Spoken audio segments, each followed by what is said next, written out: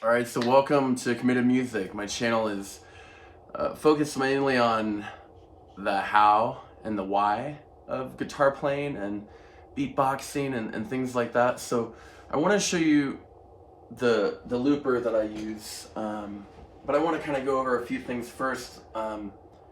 If you can't buy something like this, I'm going to go ahead and turn this mic off so it doesn't reverb through there and pick it up or bleed. But this was a huge investment for me. It was $670 with the foot switch that I ordered with it.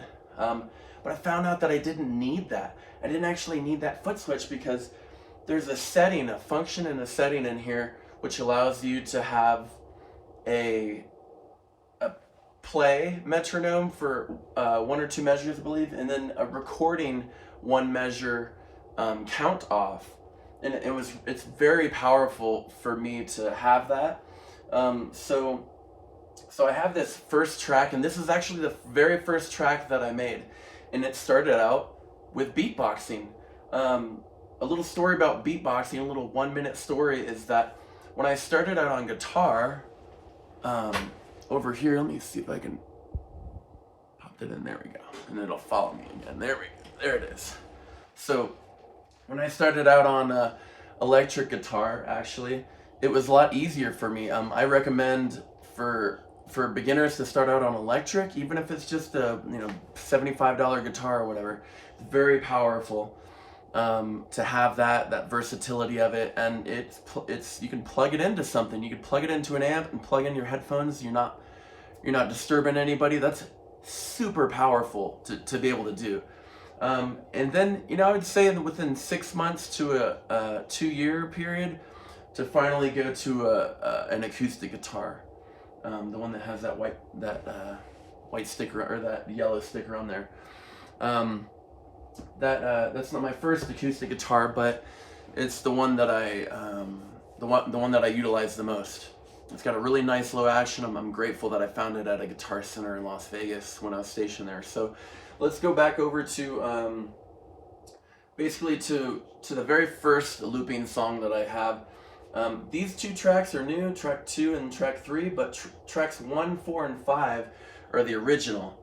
Let me show you what I have.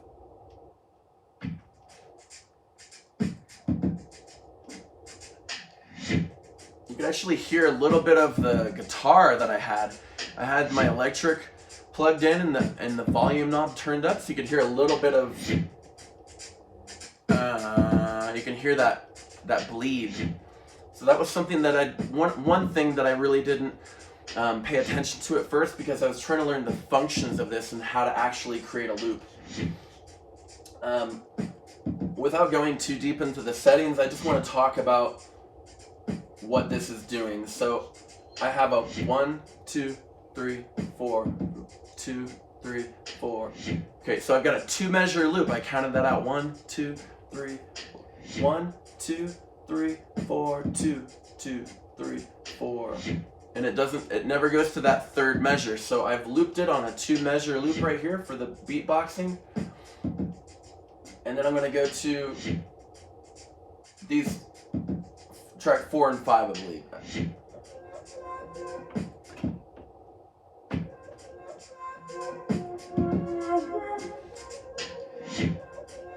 So it's very synthy, sort of wah, wah, wah, wah, almost wah pedal sort of sound that I tried to emulate with my voice. This is me beatboxing. Okay? And then this is the lyric that I came up with. I meditated and thought about deeply, just let the music play in the background. That's a huge thing for making music and allowing it to be an efficient way to where you're not overutilizing your voice, you're not overutilizing your hands, and actually having to play all these. Feel is alive. So just the mood or the idea, everything I feel is alive, about music and about those sorts of things. So we're gonna go into I'm gonna pause this. stop that. And I'm going to play these other two tracks that I think kind of lead into it a little bit more to make these a little bit more palatable, and they sound a little bit better on the ear. So let's go to the drums, full volume.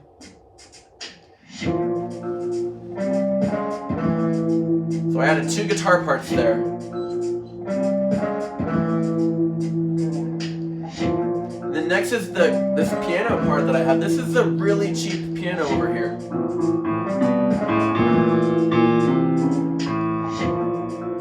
So there's the part. It's really weird.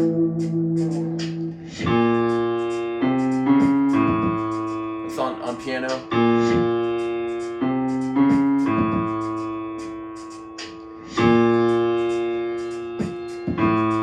So it really just have those 2 notes. Right?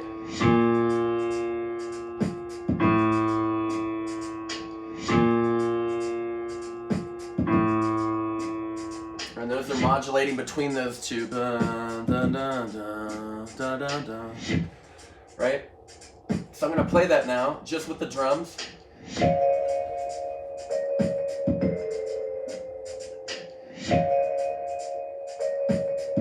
That's a marimba sound in there, playing with the patches and the color, the timbre, the textures, the feel, the sound of what you're actually creating.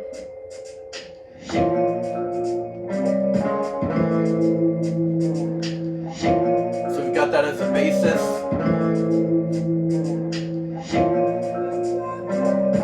And this becomes the effect, almost like a movie effect or something, you know? And then finally that vocal, when you put that vocal in, you can have it live.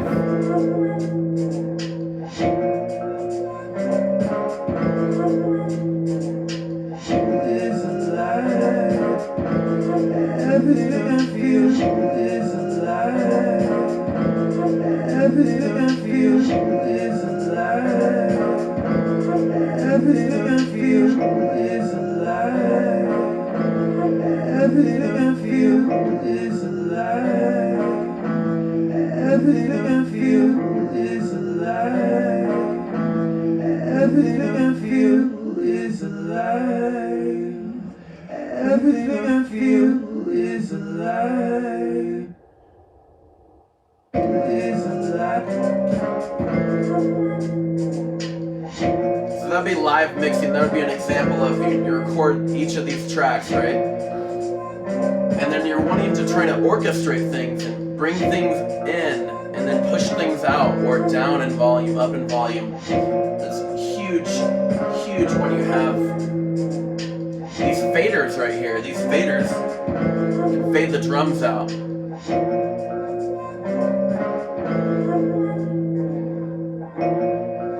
And it's still playing, just has that fader right there. And so I can do that, so one of the things about these faders is you can fade them down and take things out of the mix. And it's so powerful. I like ending with this track, just because it's very sparse. 1, 3,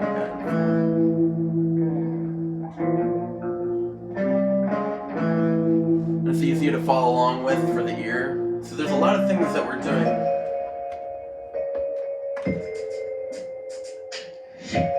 that are mixing, live mixing techniques. If we wanted to, I'm not going to save this, but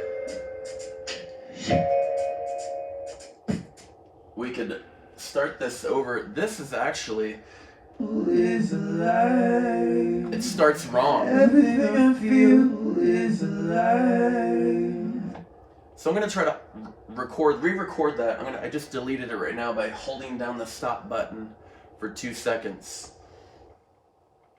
Clear and hold, 2 seconds. So what I'm going to try to do, usually I would do this through headphones to have no bleed, because I don't want any of the other tracks to come through here. It's through this external microphone that I have plugged in.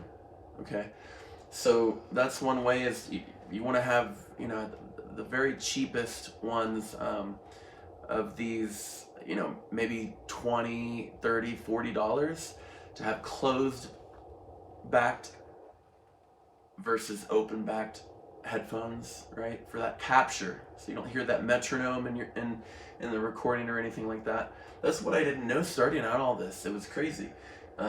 It seemed insurmountable. I didn't really understand it.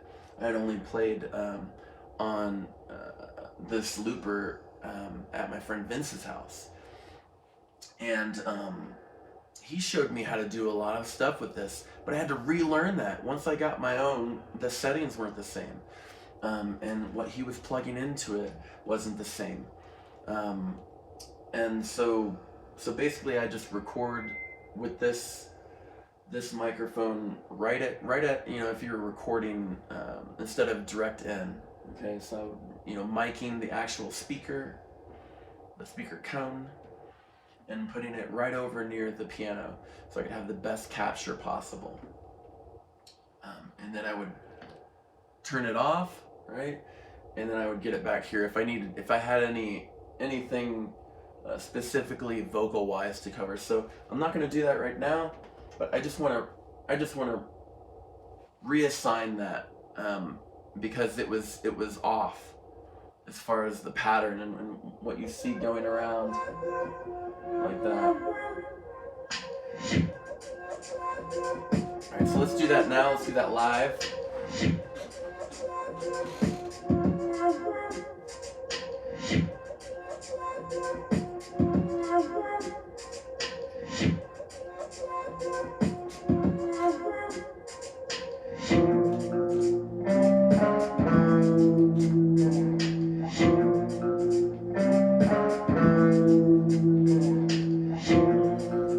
Pop filter is really good too.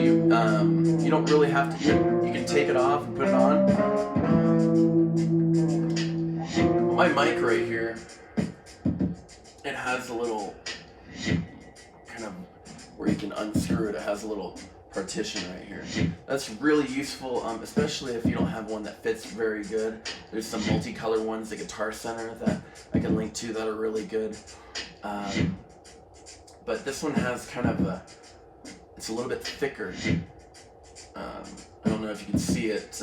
Yeah, actually you can see it. So it actually has a little bit more of a thick layering on there. So what I'm gonna do is just put that on top.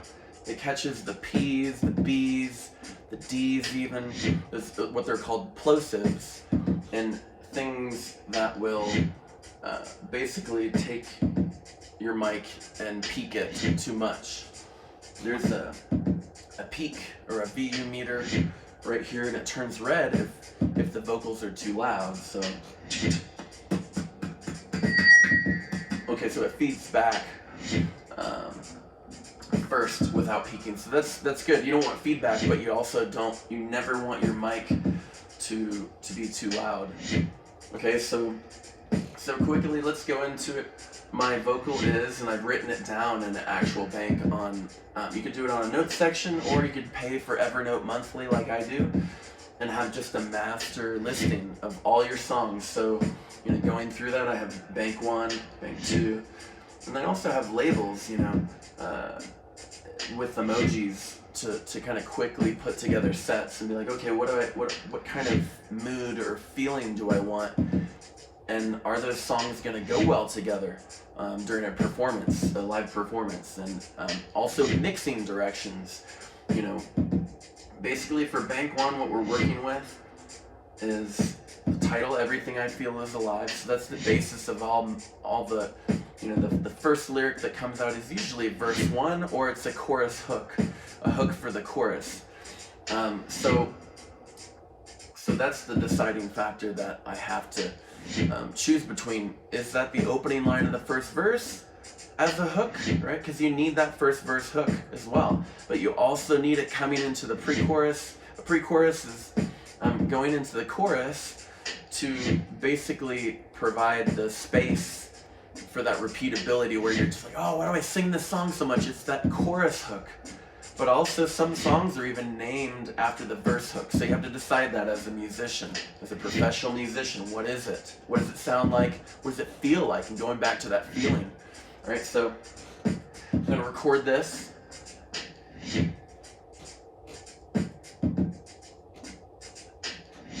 Everything I feel is alive. Everything I feel is alive. Okay, now I'm going to do an overdub. If I'm happy with that, I'll listen to it 2 to 4 times usually. Everything I feel is alive. So I stopped it and it actually said everything I feel is a lie. So that's an alternate vocal point that live happening now. I'm going to try to come out with that and see, instead of spelling it alive, I'm going to do a / is a lie. So that's a turn. I call those twists or turns within the music, or sorry, within the lyrics. When you're writing lyrics, you want to be as least amount of a judgmental, devil's advocate, like, well, what about this, or that's stupid. You want, in order to work past writer's block, whether it be through poems, whether it be lyrical, analysis and writing, or your music theory, and any instrument that you play, if it's tonal, if it has a tone to it or tone center, doesn't matter if it's one note at a time, like with a brass instrument, right? It can't be chordal, or it is chordal with guitar or piano or keyboard right here. So the definition of a chord is any 3 notes, right? And the interval between those notes, right? So the interval is the distance between any 2 notes. So technically a chord is not 2 notes, although you can have a power chord, which is kind of different. It's a 1 and a 5, or that rock sound, that perfect interval. So I could even go to, if I want to, Everything I feel is alive. Everything I feel is alive. so I can use that. Everything I feel is alive. Everything I feel is alive.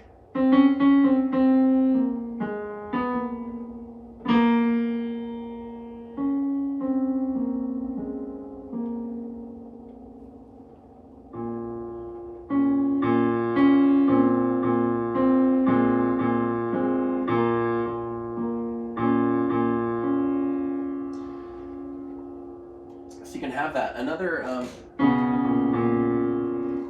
cool thing is you can have a sustain pedal, and this one right here is really cool. You can get it from Guitar Center where I got mine, but it has this latch function, this reversal function right here, and so I can have the sustain being reversed, where when I press it down, it actually quiets it, it mutes it. I think that's very useful for me as a songwriter to not have to be pressing this in all the time and just focus my efforts on what I'm doing musically on the keyboard. And sometimes just recording left hand bass, those bass notes, right, those chords, and then working on the right hand technique and the melody, So and I have those up. Like I have one song that actually I can't play the left and the right hand that well. I need more practice at it. So what I did to record it, I put it in the looper and I basically cloned myself musically. That is insane. That's what I never thought possible, that I really wanted. And going back to the beatboxing, that's what I did because I didn't know any drummers. I didn't have any drummers nearby. I didn't have a vehicle. I was a teenager. I barely had enough money to afford guitar strings for myself. So I had to do chores and I had to do yard work for neighbors and things like that for guitar strings, And sometimes I went, 6, 7, 8 months without changing my guitar strings. So that's one technique to actually see and kind of impose on the piano what you're doing vocally. And it's also a way to learn how to sing better. To see what notes you want to take out and see what notes are actually going to be left into that. So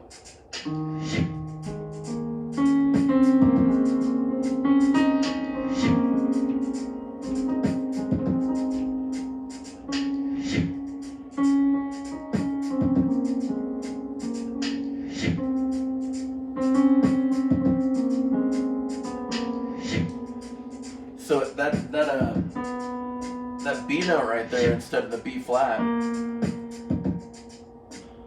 That was actually the first flat note to be in Western music. But before there was Gregorian chanting, and they only used they used the church modes, right, which is modal music, but they only used the major key going from.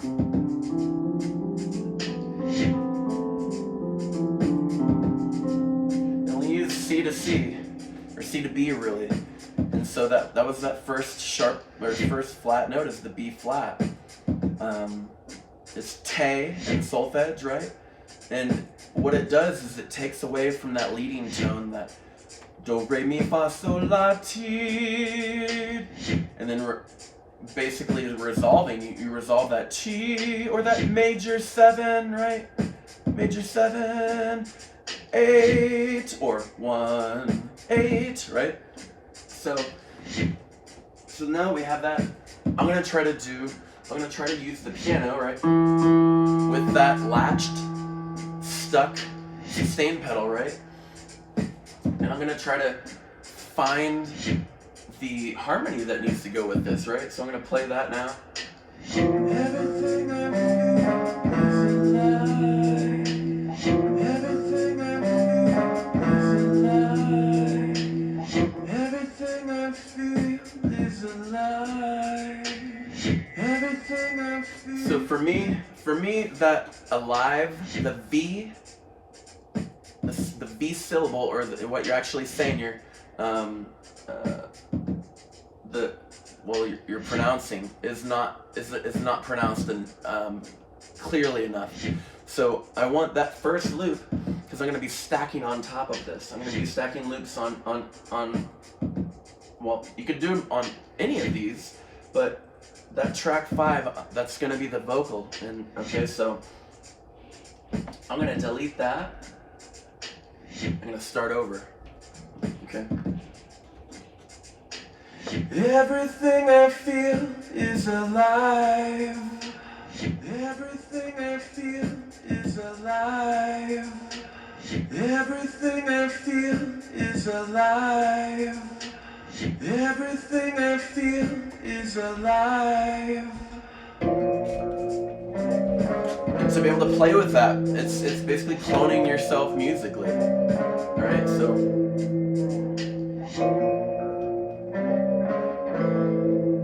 a lot of DJ, trance songs, a lot of techno, they take out those drums and they let you taste exactly what's made here, that melody, that pattern, that rhythm, right? The texture of sound, the timbre, right? The coloration of tone. And then they add it back in. And then you dance to it, right? You kind of get more in the groove of things. So what I'm going to do is I'm going to practice this, and then I'm going to record it, right? I'm going to find the notes if I need to on piano, and I'm going to revert back to my original lyric. And now I have it timed out perfectly, so I'm going to start it. Everything I feel is alive. Everything I feel is alive. Everything I feel is alive. Everything I feel is alive. Everything I feel is alive. Everything I feel is alive. Everything I feel is alive. Everything I feel is alive. Everything I feel is alive. Gonna try that. Everything I feel is alive. Everything I feel is alive. Everything I feel is alive. Everything I feel is alive. Everything I feel is alive. Everything I feel is alive. Everything I feel is alive. Everything I feel is alive. Everything I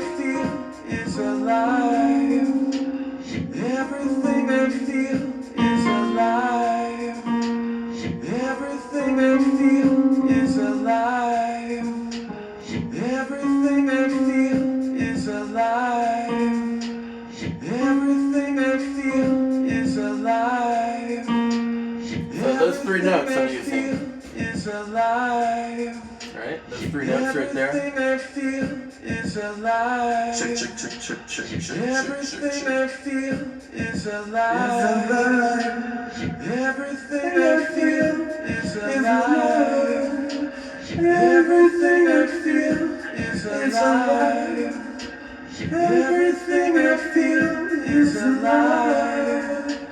Everything I feel is alive.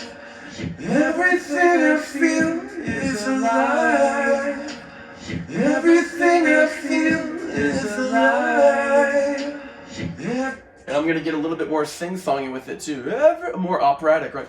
Everything I feel is alive.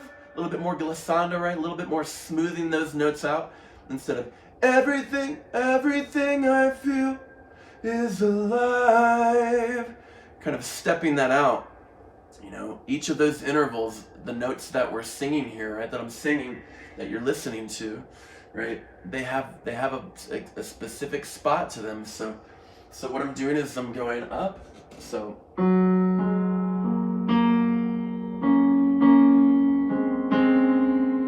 I know that sounds good together.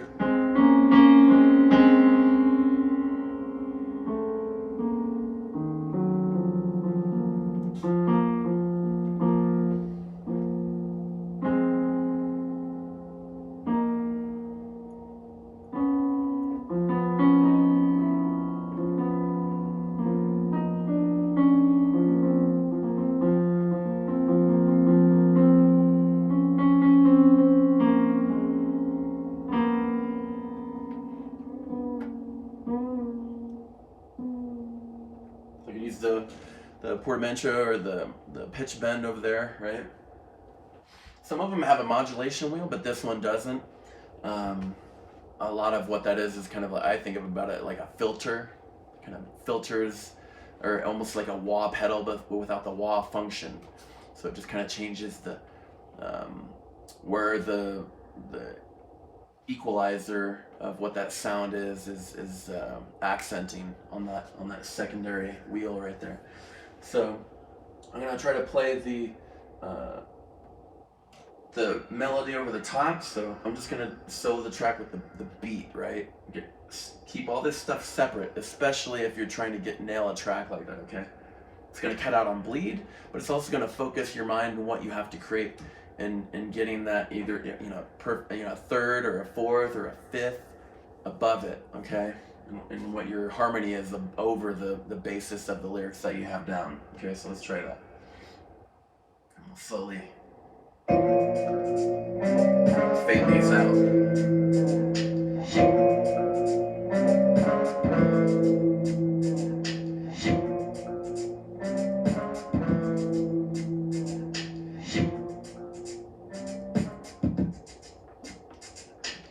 Everything I feel is alive. Everything I feel is alive. Everything I feel is alive. And when you take this pop filter off, you're gonna have a little bit more clarity in your vocal. Everything I feel is alive. Everything I feel is alive. Everything I feel is alive. Everything I feel is alive. Everything I feel is alive. We've captured it. Everything I feel is alive. Lower that vocal. Turn my mic off. Is alive. And everything I feel is alive. And you could actually do some reverb there on the whole track, on all these settings, to get that. And that's live, live reverb right there. Usually on your C track. We'll go over here, but that's not really that important. So Everything I feel is alive. Everything I feel is alive. Everything I feel is dry. Everything I feel is alive. It's a little bit more wet, or a little bit more reverb. A little bit more reverb there. So I wanted about the, I'd say the 10 o'clock position over here. It's funny, I just looked at my clock over there. I was like, what was that again? Is it 9 or 10 or 8? So you could do north, south, east, and west. You could do based on the position of the clock hands, you know, the first clock hand. That's pretty common as far as settings that have actual indicators on them.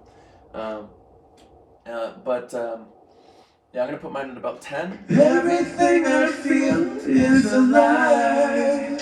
Everything I feel is alive.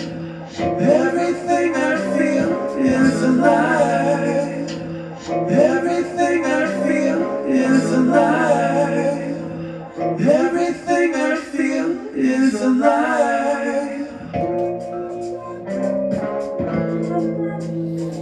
So you can kind of bring that back in.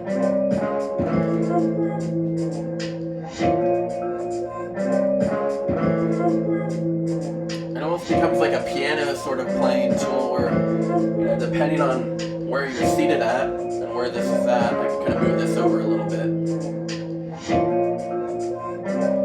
Kind of perform that, you know? So you want to be...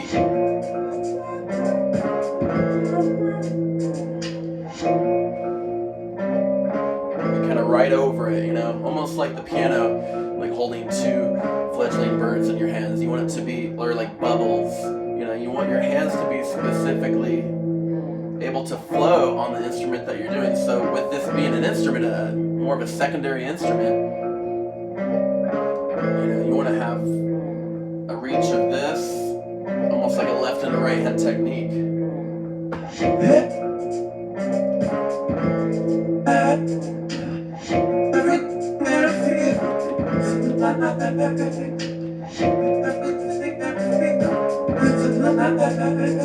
You could also mess with a volume knob like that, just have everything up.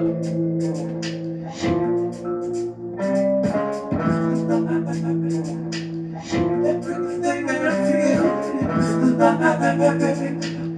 Everything I feel is alive. So it's almost like a vibrato on your throat. Everything I feel is alive. If you can't do that with your voice yet, that vibrato technique, you know, you can do that and mimic it with, it's almost like the selector between, you know, a DJ set, a classic DJ set with vinyl, and you have your left vinyl and you have your right vinyl, and you have basically a beat, and then you have, you know, the record that you're actually, you know, taking that sample from and sampling and then throwing over that beat. So it, you know, traditionally this was the DJ, a DJ kit was a looper kit. It was a way to, a lot of people don't know this. I didn't know this until, you know, a few years ago. I was going to school for audio production and learned about overdubbing and how Les Paul, you know, the Les Paul guitars, Les Paul invented overdubbing. Crazy. I never knew that. But essentially, the overdubbing was invented, and then, you know, in the I would say late 60s, early 70s. If you want to check out it was documented by a film by Doug Prey, and I think it was called Scratch. And it was basically the story about how the guy that invented scratching, his mom was coming in, and he had a record, and she was upset, you know, that he was going through record needles so much that he was messing them up and messing up records by scratching on them, you know, because it does mess up the grooves, the little internal grooves of the record. And so he stopped the record and it went, you know, and it kind of has that, you know, it has that kind of tonality to it where it's messing with tempo and utilizing that.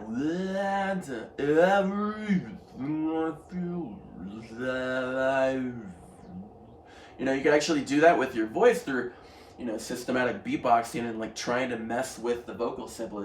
Everything.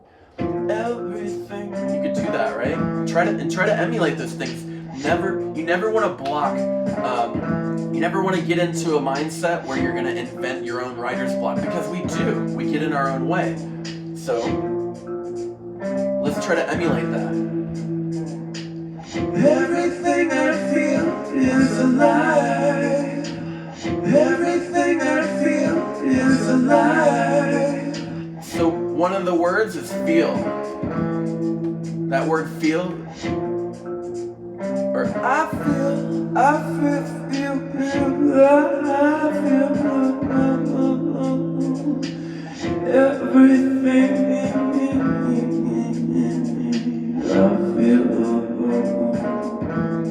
It is alive. that's chopping it up. That's chopping up your lyric, right? So you're almost double timing it. You're taking twice as long to figure out that vocal, or to get to it, right? Everything I feel is alive. You could also sample that. Everything I feel. So you have to do on and off and kind of understand it's a left and right hand technique, or a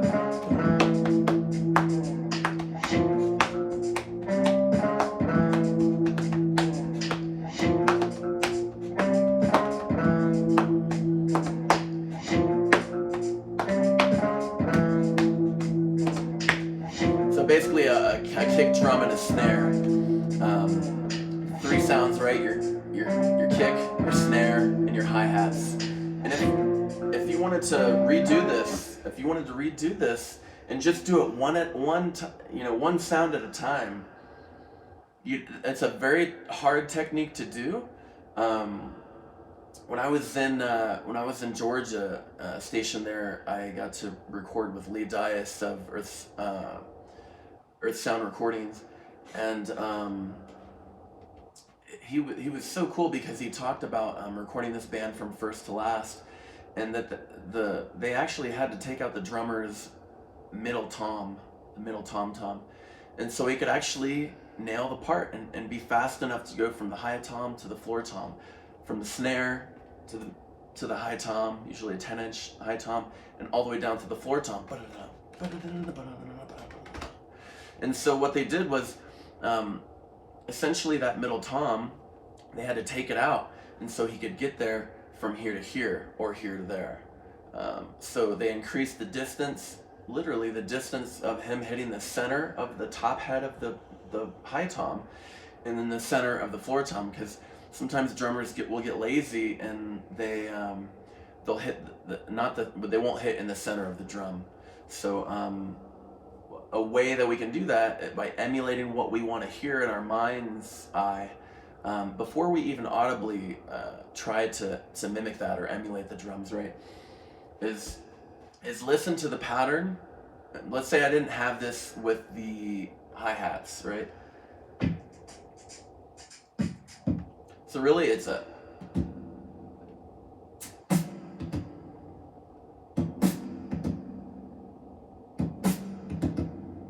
whatever you wanted to do to try to make it sound, just spice it up. I would say use your metronome. On this first track I didn't, and you can tell.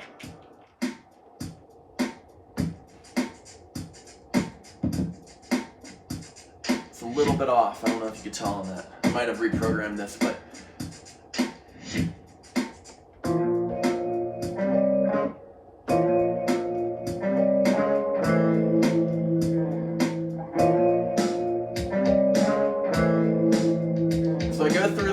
patches, and I kind of see what works, and I'll try to change up the timing to things too.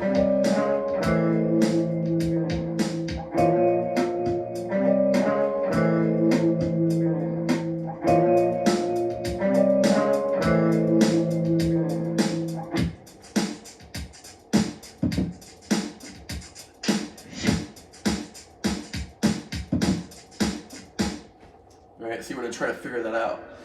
Figure that out beforehand. If you get a looper like this, especially this this Boss 505 loop station, RC 505 loop station, one of the main things that I didn't realize when I was creating this first track, all the way up to like I think 15, track 50, or bank 15, so 15 different songs, I wasn't doing tap tempo, right? Even if it's a beatbox, right?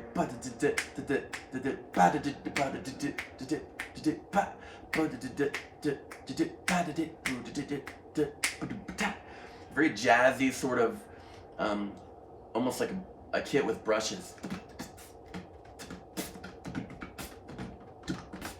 Almost like a big band sort of intro sound, right? So when I was doing that, I didn't tap tempo it, right? And that, for all the rest of the tracks, it really took it out of the mix. Like it really didn't help the syncability of any idea I could have recorded on these 4 tracks right here, right? 2, 3, 4, and track 5. Until I got this right. And a little looping fact for you is some other loopers, they'll have what's called a master track or a slave track. So whatever you create on this first track right here, whether it's a guitar part or a little vocal eccentric thing or whatever thing you're doing right here, like that one,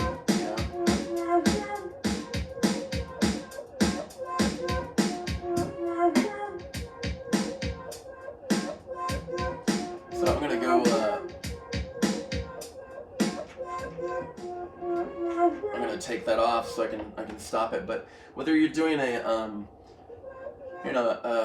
basically I would call them any vocal effects that you can do, or effects that you can perform with your vocal, with your voice, right?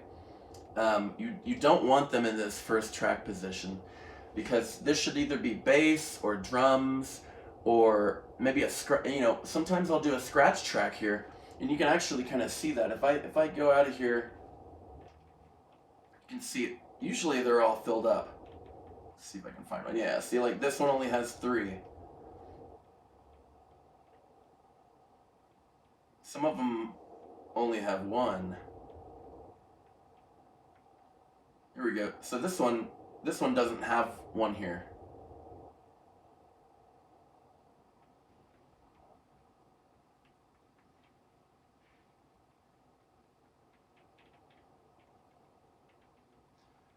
So I must have recorded over that, but essentially it's really important that you get whatever you're doing right, tempo-wise, note-wise, and actually performing, stopping and starting that master loop, that slave loop. That it's dependent.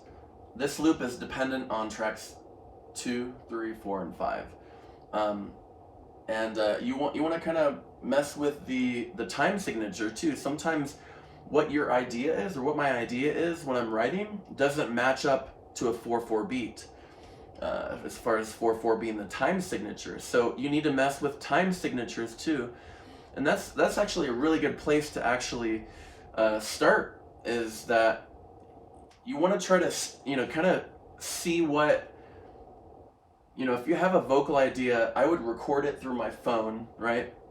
I usually have my phone. If it's not recorded, I'm using it to record up here, but usually it's right here, and then I have my master list for all of the sounds and everything that I'm doing. 1, 2, 3, 4, 5 on bank 1, 1, 2, 3, 4, 5. All of them in there are labeled, and I update that live as I'm changing things. I'll record it, and I'll review my recording of it. I'll be like, did I say anything that I didn't capture? A lot of times that'll save a lyric, or multiple versions of the same verse lyric that you have. They're the same chorus lyric, and they're just different, and you don't remember. You can always go back to your master recording, or it's essentially like a checks and balances system. For what we have to do as musicians is we have to be good workflow, good annotation of what the actual freaking idea is, and what it's doing, or what the coloration is. Sometimes I'll put that, see this wah pedal musical texture, that for number 4. That's all I wrote down for this. And it says with echo. So I put an echo on there so I know if I ever lose the effects on here, I'll be able to go back in over here and apply the effect, re-record it if I need to, you know, or go dry. That's actually dry. No reverb, no delay, no echo, right? Whatever the word, reverb, echo, those are just effects, and sometimes they can get in the way. So you want to hear everything dry and you want to record everything dry if you can. But if your musical ear and what is getting you to the next point in the song past the writer's block, right?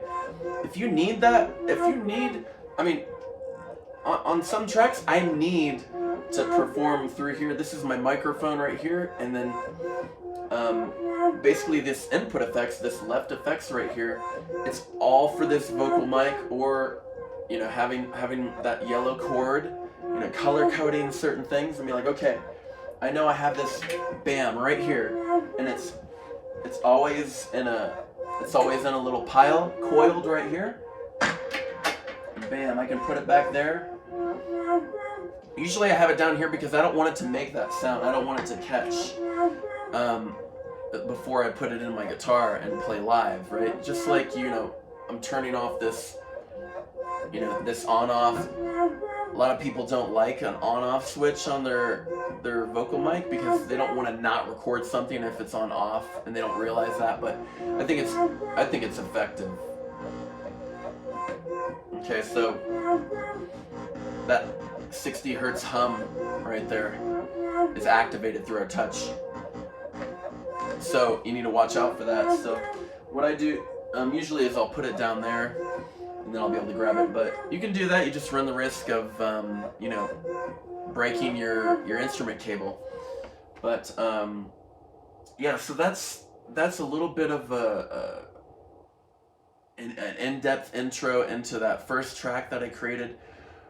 You know, and I can create something. Let's see. I'm gonna actually save this because that vocal is a little bit more prominent and it's a little bit more clear.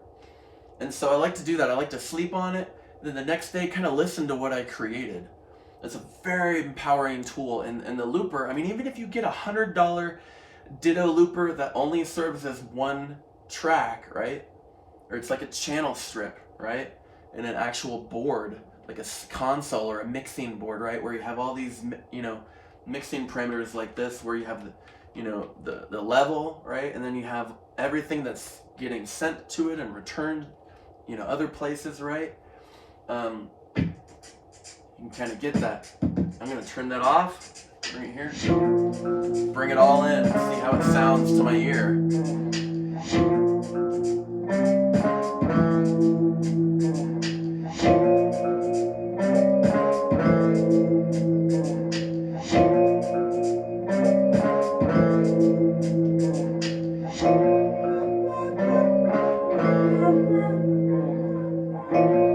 Bring the drums back in, take this warble out, and the vocals right here. Is alive. Everything I feel is alive. Is alive. Everything I feel is alive. Everything I feel is alive. Everything I feel is alive. Everything I feel is alive. Everything I feel is alive.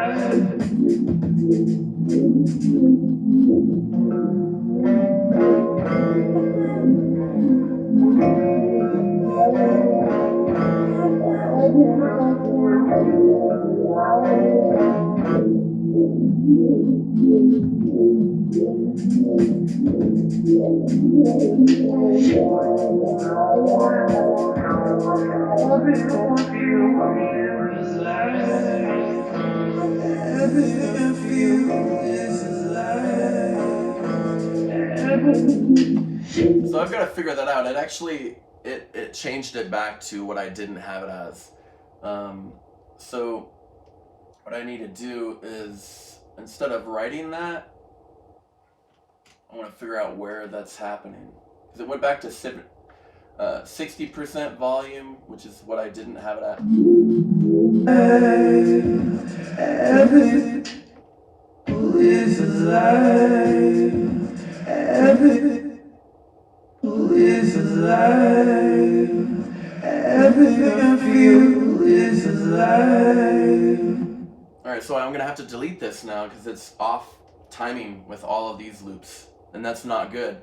Yes, I can wait until it gets to about the 1 o'clock spot where I saw that it starts again, but that is somehow shifting. I'm not sure what's going on with these settings in here, but what I'm gonna do is check it out. Play mode, start mode immediate. Okay, that's okay. It's on multi. Stop mode is immediate. Measure is automatic. Loop sync is on. Tempo sync is on. So I'm not sure why it's doing that, but what I'm going to do is I'm going to go back to that 100%. Play level 100%. Make sure all the faders are up. I'm actually going to use headphones for this. So take this speaker out, plug it in. Alright, so I got it playing. I'm gonna re-record this vocal. Check, check, check, check, check, check. Get my sounds right in here. Everything I feel is alive. Everything I feel is alive. Yeah. Everything I feel is alive. I was messing with the filter right there, so I'm gonna just record it clean. Ready? Everything I feel is alive.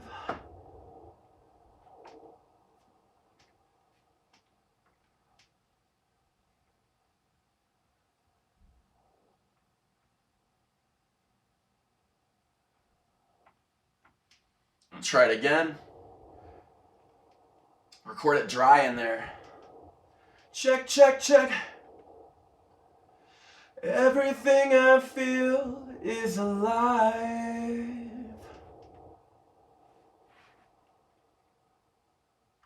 Everything I feel is alive.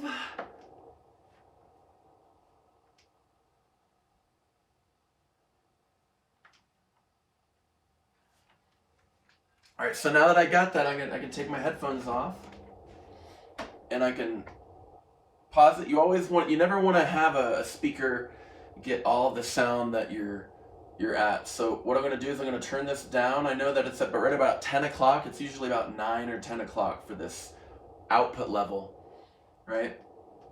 So I'm going to take that out, put that back in, and then turn it all the way down. Okay, now I'm gonna gradually turn that master volume up.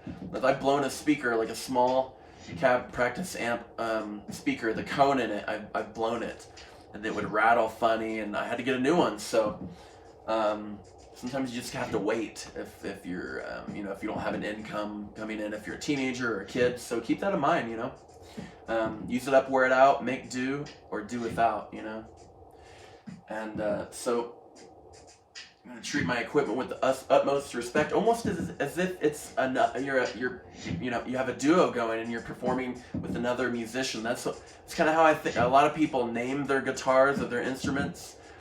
They'll sex them, oh, she's so beautiful. They'll usually have a female sex in their name to their guitar.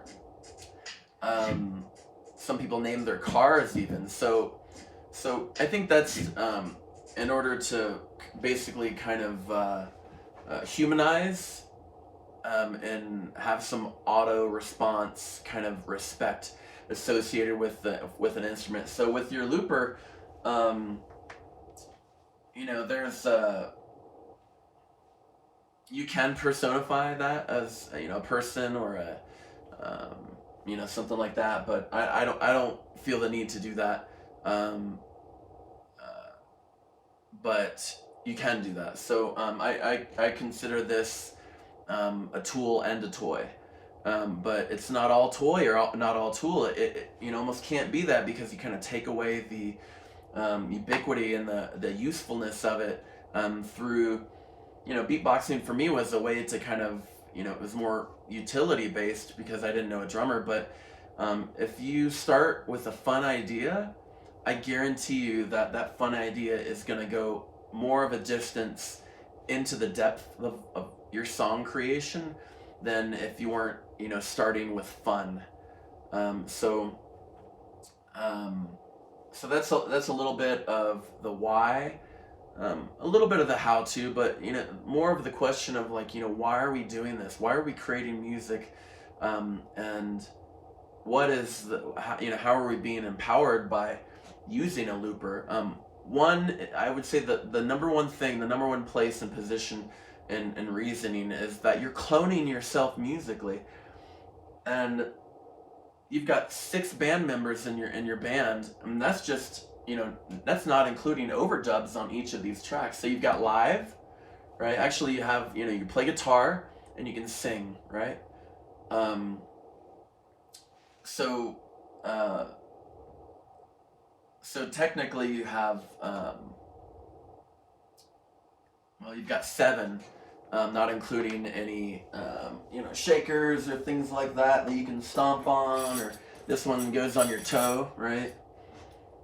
Um, and then I've seen people actually take a suitcase and put a bass drum, on that to get a nice bass drum sound for like kind of like a folk Americana sound. You can still do that. That's the crazy thing about this, and the awesome thing is that it doesn't disregard your musical genre. Whatever you want to loop in there, if it's hip hop or even if you don't have an instrument, you can actually do vocal effects in here and make them sound like distorted guitars or weird piano, like that. You can have a marimba right at your disposal from, $100 keyboard like this, and you can find broken keyboards and you can take them apart and clean them, and a lot of times you can fix dead notes and things like that. It's amazing what you can do. I'll never not buy. I'm gonna definitely use that double negative there because I love it. I think it would tick off my English teachers, but I do it for a purpose. You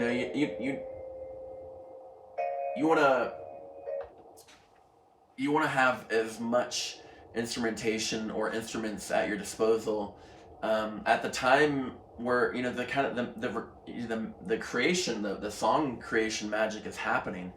In the moment, you always want to record your ideas first. Then you can be, like I said, you never want to be critical with your ideas. You want to explore each sound on their own, and then in context with the beat that you've made or whatever it is, and see how that makes you feel, right? Everything I feel is alive. All right. Everything I feel. So that's it for this lesson and this walkthrough on the Boss RC 505 loop station. It's very much proof of, the first idea that I had. I was like, oh my gosh, everything that I feel can come alive, And so if you have any questions on what loopers I'm talking about, like there's a Ditto phrase sampler looper, and it's just one track.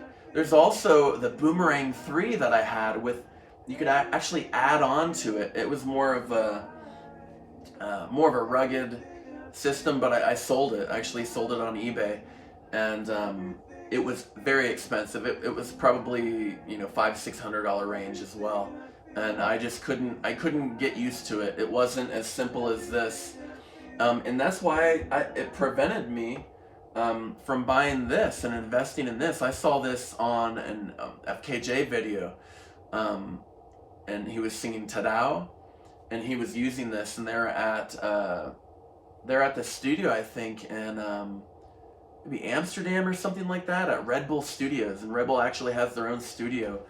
So they were performing there, and he had a freaking like alto sax or a tenor sax, and they were doing all the instruments and just playing them, and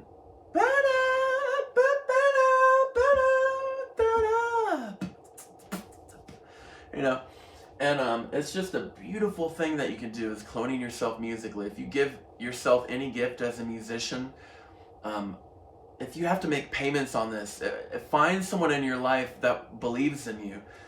Like my grandmother did, buying my first Squier Bullet Series electric guitar for I think 100, 150 with the amp and the cord and everything. And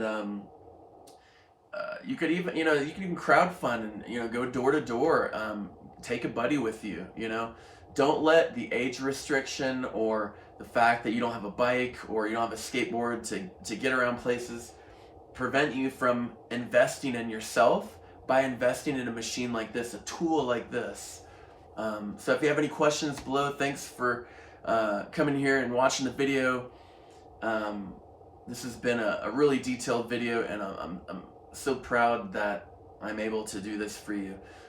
So if I've earned your subscription, please subscribe, but I leave that up to anyone. I don't want to force anyone to get updates, because I don't like that. I don't like people sending 5 to 20 emails when I subscribe to things. Like, I want it to be tasteful. I want it to be maybe once a week, but it depends on your schedule. So if you liked it, like it. If I've earned that cool. If I haven't, try some other videos, the live covers and the lesson walkthroughs and the breakdowns of the chords, strumming patterns, weird ideas on piano technique, and the strange relationships between all of these notes. And just one note, that's all it takes to inspire yourself. So don't cut yourself short. Everyone is musical because we have a heartbeat, that lub dub, right? That's that one strong and that one weak beat, right? It's always keeping us alive, right? And then also the intonation, depending on what language you speak. Some Asian countries, they have a more tonal language, so it leads to more musical ideas and musical phrasing ideas, because it has to do with the actual linguistics of it. So I hope you guys are doing well today. Don't forget to be awesome and stay committed to music. And this is Troy. I'm signing off with Committed Music. Thanks, guys.